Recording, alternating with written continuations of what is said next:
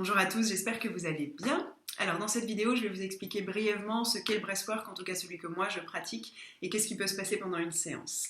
Si vous venez pratiquer en ligne et en groupe avec moi, il est impératif, indispensable que vous ayez regardé cette vidéo avant de venir, ainsi que celle qui est jointe qui explique comment on pratique. Tout simplement parce que je ne répète pas toute la théorie au début de chaque session, parce que c'est trop long et parce qu'il y a des gens qui viennent très régulièrement, presque chaque semaine, et donc je ne veux pas qu'ils réécoutent la même histoire à chaque fois. Pour autant, c'est vraiment très très important, même indispensable, que vous sachiez d'abord qu'est-ce qu'on fait, comment ça se passe et comment vous réagissez en fonction de ce qui se passe. Bien sûr, puisque je ne suis pas à côté de vous pour vous accompagner dans ce qui est en train de se passer. Donc voilà, pour complètement profiter de l'expérience, il faut absolument pouvoir lâcher prise. C'est pas très compliqué, il suffit juste de respirer, mais il peut se passer beaucoup de choses. Et pour vraiment que ça soit utile, il faut que vous lâchiez prise dans l'expérience. Et vous ne pouvez pas lâcher prise si vous n'êtes pas en sécurité. Et pour être en sécurité, il faut savoir, qu'est-ce que c'est, de quoi on parle, qu'est-ce qui peut se passer et comment je réagis. Donc regardez cette vidéo avant de venir. Merci beaucoup. Alors, dans le breathwork que je pratique, je vais donner, on va dire, deux aspects fondamentaux à comprendre. Le premier, c'est que dans notre respiration, il y a plus que de l'oxygène, d'accord? Donc la première chose que vous avez fait en arrivant sur Terre, c'était d'inspirer. La dernière chose que vous ferez avant de partir, c'est de relâcher votre dernier souffle. Donc quand je respire, bien sûr, je prends de l'oxygène, mais je suis aussi en lien finalement avec cette énergie de vie qui passe à travers tout ce qui est, que certaines traditions appellent le chi ou le prana, par exemple. Et donc j'ai tout ce réservoir d'énergie à ma portée. Et dans la vie de tous les jours, en général, on respire à peine à 25 à 30% de nos capacités. Ça veut dire qu'on a tout ce réservoir, tout ce potentiel et on ne puise pas dedans. Ça veut dire qu'en gros, on respire dans la vie de tous les jours juste ce qu'il faut pour avoir l'oxygène qui nous maintient en vie. Donc en fait, on respire comme pour survivre. Donc on vit un peu en mode survie. Donc l'idée de ça, il va y avoir plusieurs objectifs, mais l'idée de ça, c'est de reprendre justement ce contact avec cette énergie de vie et ce dynamisme pour sortir de ce mode survie et redevenir acteur, responsable, ancré, etc. dans sa vie. Donc, quand je vais respirer de cette manière, et vous allez le voir dans la pratique, je vais prendre des grandes et profondes inspirations en ayant conscience que je vais chercher de l'énergie. Et puis la manière qu'on a de respirer fait qu'on va faire circuler cette énergie à l'intérieur de nous. Pourquoi ? Parce que nous sommes énergie. Même si vous touchez votre corps là et puis que c'est un corps de matière, en réalité, si vous regardiez au microscope, vous vous rendriez compte que tout ça, c'est de l'énergie. Nos pensées sont de l'énergie, nos émotions sont de l'énergie. Et donc, on a ce corps énergétique, je dirais. Et puis, il y arrive des choses dans la vie, on va le voir après, qui font qu'il y a des tensions dans notre corps énergétique. Et puis, ces tensions, lorsqu'elles restent trop longtemps, elles se densifient, elles se rigidifient en quelque sorte, et ça crée des douleurs, et à terme, ça crée aussi des maladies. Et puis, c'est aussi juste des endroits à l'intérieur de nous où on ne laisse pas la vie circuler. Donc, du coup, quand il se passe quelque chose, ça vient nous chercher comme ça vient nous heurter quelque part, parce qu'on n'a pas la possibilité de juste laisser les choses faire et d'être dans le flow de la vie, comme on dit, parce qu'il y a des endroits de nous où c'est bloqué. Donc là, dans cette pratique, on va aller chercher beaucoup d'énergie vitale, on va la faire circuler à l'intérieur de nous. Et l'idée, si vous voulez, c'est que c'est un peu comme des barrages. Imaginez une rivière, et puis il y a des barrages dans la rivière, comme ça, donc c'est les nœuds énergétiques. Et à un moment, vous allez envoyer beaucoup d'eau avec un fort débit. Au bout d'un moment, le barrage, naturellement, avec le débit et la pression, il va céder. Donc là, c'est la même chose, on va envoyer une nouvelle énergie vitale de manière consciente et active pendant toute la session. Et donc cette nouvelle énergie, au bout d'un moment, va pousser la tension, d'accord ? Et quand la tension va se relâcher, on va libérer avec ce qui avait créé la tension à l'origine. Alors qu'est-ce qui crée la tension à l'origine ? L'idée, si vous voulez, c'est que lorsqu'on arrive ici, sur cette terre, en gros, on est pur potentiel. On pourrait tout être, on pourrait tout créer, on a d'avis sur rien, on n'a encore rien vécu, donc on est complètement ouvert et illimité. Et puis, on arrive dans une certaine culture, à une certaine époque, dans une certaine famille, et tout ça, ça commence un peu à nous façonner, à créer notre identité et à nous mettre dans des cases. Et quand on s'est mis dans des cases, on a restreint un peu ce potentiel finalement. On est sorti de l'illimité pour commencer à créer quelque chose d'un petit peu plus façonné. Et puis ensuite, il se passe notre histoire de vie. Donc, des moments où on a créé ou reçu des croyances limitantes, par exemple, qui, encore une fois, ont un peu rétréci notre potentiel. Ou alors, on a eu des traumatismes. Un traumatisme, c'est quand une émotion est tellement douloureuse pour moi que je ne peux pas véritablement la vivre, surtout si je suis enfant, et je me coupe de l'expérience. Et je bloque à l'intérieur de moi cette émotion et je me dissocie énergétiquement. C'est comme si je partais à côté de mon corps. Et puis, il y a toutes les émotions qu'on ne fait pas complètement circuler. Parce que c'est comme ça, en fait, dans notre vie, on ne prend pas le temps et l'espace, et parfois on ne s'autorise pas aussi à vivre complètement notre colère, notre tristesse, notre peur, ou même notre joie, notre plaisir, etc. Or, comme toutes ces émotions sont des énergies, émotion c'est énergie in motion, donc en mouvement, c'est des énergies qui devraient juste circuler. Mais à un moment, on les a bloquées. Si on les a bloquées, forcément, elles restent quelque part dans notre corps énergétique. Et puis après, c'est comme ça qu'on passe toute notre vie à traîner à l'intérieur de nous de la tristesse, de la colère, etc., qui va du coup venir polluer, on va dire, notre vie présente. Donc, quand on fait circuler l'énergie, en fait, c'est comme si on faisait un grand nettoyage.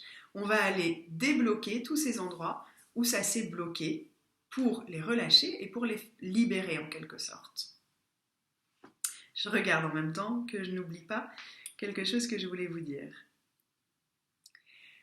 Voilà, donc ça c'est le principe. L'idée aussi c'est que quand il nous arrive quelque chose qui est un petit peu choquant, que ce soit un grand choc traumatique ou que ce soit même quelque chose d'un petit peu plus subtil dont on a moins conscience, un des mécanismes automatiques, je dirais, du corps, c'est de retenir la respiration. Donc il y a quelque chose qui m'arrive et on fait comme ça, j'ai un choc, quelque chose qui me surprend ou quelque chose qui va à l'encontre de ma nature, etc. Et je vais retenir ma respiration, et vous voyez, quand je retiens ma respiration, j'ai même ce mouvement un peu de contraction dans le corps. Et c'est à ce moment-là qu'une tension dans mon corps se crée. C'est aussi à ce moment-là que je vais ancrer une mémoire dans mon corps, que je vais mettre quelque chose dans mon inconscient. C'est pour ça qu'on dit que l'inconscient se loge souvent dans le corps, parce que je fais comme ça, et ce que j'ai pas pu complètement processer, je viens l'ancrer dans la mémoire de mon corps. Donc du coup, quand on réutilise la respiration, puisqu'on a bloqué avec la respire, donc on va utiliser la respire pour retourner voir ce qu'on avait bloqué, quand j'utilise la respiration, je peux du coup avoir accès à toutes ces mémoires dans mon corps, donc avoir accès à mon inconscient. Donc c'est un excellent, magnifique, très puissant outil de développement personnel, puisque du coup on va aller voir tout ce qu'on a bloqué à l'intérieur de nous. L'idée c'est vraiment que plus on pratique, plus en fait c'est comme si on refaisait le chemin en arrière, d'aller défaire tout ce qui à un moment est venu nous bloquer, nous limiter, et retrouver du coup notre potentiel illimité, originel, retrouver la possibilité de créer des nouvelles croyances, d'être ici dans l'instant présent, sans porter avec nous toutes nos vieilles croyances et toutes nos vieilles émotions du passé. Le deuxième pilier très important à comprendre dans cette pratique, c'est que notre miroir notre respiration est un miroir de notre vie. Donc la manière dont j'inspire et la manière dont j'expire disent beaucoup sur moi. Je vais donner un exemple que je donne tout le temps, parce que je le trouve très parlant, c'est qu'un animal, lorsqu'il est en danger, une des premières choses que l'animal fait, c'est qu'il retient sa respiration. Comme si en retenant ma respiration, je devenais invisible finalement. Et nous, c'est la même chose. Quand on prend des toutes petites inspirations, c'est comme si on n'osait pas vraiment participer à la vie. C'est comme si on se cachait un petit peu. Et quand je réapprends à prendre des grandes inspirations, finalement, je renvoie le message à mon corps, quelque part, que je ne suis pas en danger. Je suis ici, je peux m'ouvrir complètement, prendre des grandes inspires et du coup retrouver ma capacité à créer, à être vivante, à être ancrée, à être là tout simplement, et du coup retrouver mon pouvoir créateur, etc., mon dynamisme, et retrouver la responsabilité sur ma vie d'une certaine manière. Donc je ne me cache plus. Ce qui est vrai aussi pour l'inspiration est aussi vrai pour l'expire. L'expiration, c'est le moment où mon corps se défait de ce dont il n'a plus besoin. Donc pour la respiration, mais du coup c'est aussi vrai comme un symbole de lorsque je suis capable de relâcher mon expiration, je suis capable en fait de laisser partir tout ce qui ne me sert plus. Or dans la vie de tous les jours, et vous pouvez observer pendant que je vous parle, dans la vie de tous les jours on a tendance à retenir un peu notre respiration, donc à expirer comme ça, plus doucement, comme si on retenait quelque chose, ou on a tendance à contrôler, comme si on respirait dans une paille. Donc on ne laisse pas complètement sortir notre respiration. Et donc de la même manière, on ne laisse pas complètement partir tout ce qui ne nous sert plus aujourd'hui. Donc réapprendre à lâcher son expiration, c'est apprendre aussi à lâcher prise en fait. C'est apprendre à laisser partir tout ce qui ne me sert plus ici et maintenant et qui appartient au passé. Donc dans cette pratique, on va réapprendre à prendre ces grandes inspires, à relâcher l'expiration. Et donc forcément, plus on recrée ce mécanisme de respiration à l'intérieur de nous, plus on change tout simplement. Donc c'est une pratique qui non seulement apporte quelque chose sur l'instant, mais qui aussi, lorsqu'on la réitère régulièrement, nous refait respirer de la bonne manière, j'ai envie de dire, et du coup change complètement notre rapport à la vie, et donc notre personnalité, et donc voilà, tout ce qu'on crée dans la vie. Donc voilà pour les principes du breathwork que je pratique. Juste pour information, j'ai été formée par Léonard Orr, qui est la personne qui a créé le rebirthing. Donc à la base, j'étais formée en rebirthing. Le rebirthing, c'est cette idée de la respiration connectée qu'on va voir dans la pratique. Donc ce moment où je respire sans pause et je fais circuler l'énergie. Ensuite, à partir du rebirthing, je me suis formée avec plein d'autres personnes. Et donc du coup, j'ai amené à la pratique originelle différentes perspectives, différentes manières qui font que j'ai un peu étoffé cette pratique à l'origine. Ok, ça c'était pour qu'est-ce que c'est le breathwork et pourquoi on pratique. Maintenant, on va voir ensemble qu'est-ce qui peut se passer pendant une séance. Donc ça c'est important parce qu'il faut que vous vous sentiez en sécurité. Donc déjà, je voudrais vous dire que tout ce qui peut se passer pendant une séance est normal. Il y a toujours des gens qui à la fin me disent « Oh, j'ai vécu ça, est-ce que c'est normal ?» Et la réponse elle est oui. Tout est normal, de la plus petite et subtile expérience au truc le plus dingo, chamanique, physique, l'expérience la plus ouf de votre vie, tout est normal et tout ce qui peut se passer entre ces deux extrêmes est normal aussi. Ça peut être physique, ça peut être émotionnel, ça peut être mental, ça peut être comme un voyage chamanique en état de conscience modifié. Tout est possible. Et chaque session de breathwork est différente d'une personne à l'autre. Et même pour la même personne, chaque session de breathwork est différente. On ne vit jamais la même chose et on ne peut pas véritablement contrôler. Donc quoi qu'il se passe pour vous, c'est normal. Ensuite, maintenant, qu'est-ce qui peut se passer concrètement ? Alors parfois, il peut se passer rien. Quand il ne se passe rien, c'est que vous êtes là, vous respirez, puis vous dites, bon ok, je respire, j'inspire comme elle a dit, je relâche, mais il ne se passe rien, je ressens rien, puis c'est quoi son truc, et puis ça marche pas, puis ça m'énerve, etc., etc. Et on part dans un espèce de dialogue mental. Donc quand il ne se passe rien, c'est simplement que vous êtes beaucoup dans la tête. Et que vous êtes là, depuis votre tête, en train d'essayer de contrôler ou d'essayer de bien faire ce que je vous ai expliqué. Le breathwork, ça fait partie de ces pratiques où plus on les cherche, plus on a des chances de passer à côté. Donc si vous avez l'impression qu'il ne se passe rien, essayez de relâcher le mental, essayez de relâcher tout ça. A priori, vous ne faites rien de mal, vous êtes en train de respirer, donc relâchez les explications et tout ça. Et juste aller dans votre corps, qu'est-ce qui est en train de se passer pour moi ? Il y a forcément une sensation quelque part, ne serait-ce que la sensation de respirer. Donc portez votre attention sur une sensation, lâchez prise avec le mental, et là il se passera quelque chose. La deuxième chose qui peut se passer, qui se passe assez souvent, surtout au début, c'est qu'on s'endort. Alors soit vous vous endormez complètement, comme si vous êtes très fatigué, c'est peut-être ce qui va se passer, mais sinon en général c'est pas un véritable endormissement, c'est plutôt qu'on a beaucoup respiré, on a chargé notre corps en oxygène et ça nous fait un peu planer en fait. Et là on se retrouve dans un état un peu second, conscience modifiée, qui est super agréable, où on plane comme ça, on a des visions, on a des images, on a même l'impression d'avoir des intuitions, etc. Et c'est plutôt un état qui est agréable. Mais c'est pas ce qu'on cherche. C'est pas ce qu'on cherche parce que nous, ce qu'on veut, c'est vraiment faire ce nettoyage. Et ce nettoyage, il a lieu lorsque je continue tout le temps à respirer. Donc je continue à envoyer cette énergie qui va faire circuler ce qui est à l'intérieur de moi. Lorsque je pars dans ce moment où je tripe un peu, en fait, il faut avoir conscience que c'est une résistance. On s'en rend pas compte, mais il y a une part de nous qui reçoit tout cet afflux d'oxygène et d'énergie. Il y a une part de nous qui sent qu'on va dans un endroit où on n'a pas vraiment l'habitude d'aller. Et puis, c'est notre petit protecteur qui veut nous garder bien en sécurité. Vous voyez, le même dans la vie qui veut pas qu'on prenne des risques, qui a peur et qui nous retient dans notre zone de confort. Donc l'idée, c'est évidemment d'apprendre aussi à dépasser ce petit protecteur, parce que si vous arrivez à le dépasser dans la session, ça vous sera aussi très utile pour la vie de tous les jours. Donc si vous avez, au moment où vous prenez conscience que vous n'êtes plus vraiment là, revenez à votre respiration. Sachez qu'à la fin de la séance, il y a 15 minutes à peu près de relaxation dans laquelle vous pourrez profiter de cet état-là.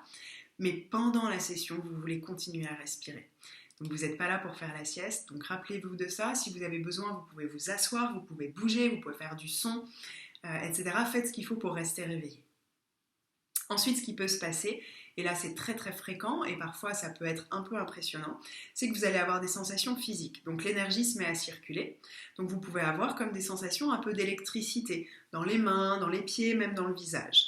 Et puis parfois ça s'intensifie, ça devient très fort et là ça peut aller jusqu'à des formes de tétanie. Donc ça peut prendre les doigts et on a les mains comme ils sont crispées comme ça, comme des pinces de homard, ça peut prendre les bras, ça peut prendre le visage et ça peut prendre le corps entier. Et quand c'est le cas, c'est impressionnant, surtout quand c'est la première fois. Donc là aussi, c'est d'abord une manifestation physique, on envoie de l'énergie à des endroits où d'habitude il n'y en a pas. Donc du coup, ça fait une réaction. Mais c'est aussi une réaction involontaire et inconsciente de notre système qui va dans une nouvelle expérience et il y a quelque chose en nous qui se rigidifie. Vous voyez ce que je veux dire?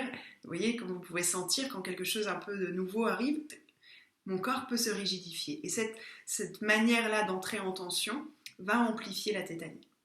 Donc si ça vous arrive, déjà d'une part, sachez que c'est normal et que vous ne resterez pas coincé.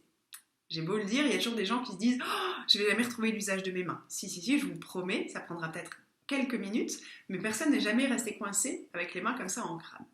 Donc détendez-vous en fait. C'est vraiment l'idée, c'est d'arriver à trouver la relaxation même dans ce moment-là.